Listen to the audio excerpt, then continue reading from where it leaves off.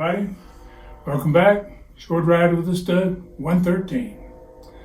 This one comes to you from Southeastern Wrestling. It's from 1982.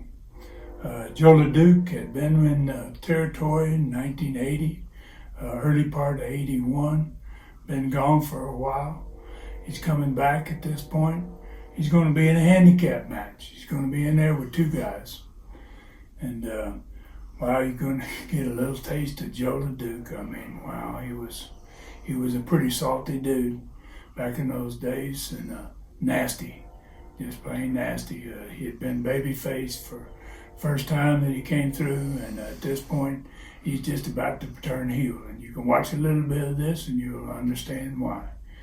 So let's watch a little bit, and let's take a look. Joe LeDuc, 1982.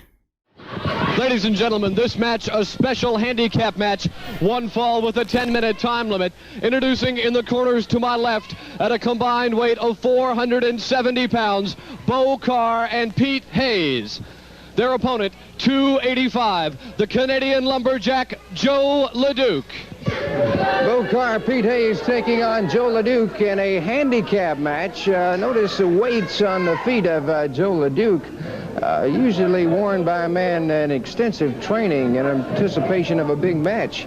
LeDuc now taking off those leg weights, and usually in a handicap match it's tag team action, but the Canadian lumberjack says put both men in the ring at the same time with me. One of the most powerful men in professional wrestling today.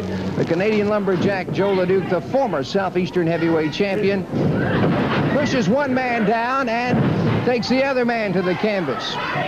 We'll see how Joe LeDuc stacks up against Pete Hayes and Bo Carr. This handicap action. And LeDuc, Rick, as we were just speaking about, says put both men in the ring with me. We wanted to point that out.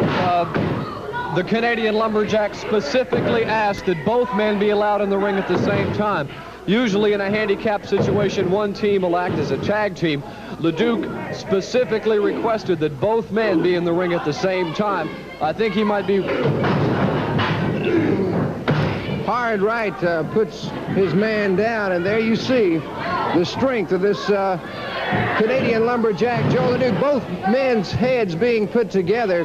LeDuc, as we said, one of the most powerful men in professional wrestling and in the world today. One man out on the floor. LeDuc takes the other opponent, taking him head first into that turnbuckle.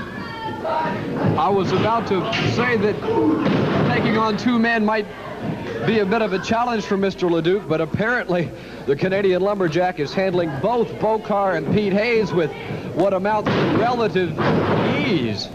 I agree with that 100%, Rick. LeDuc, we've seen quite a few amazing things this man can do in his career in pro wrestling.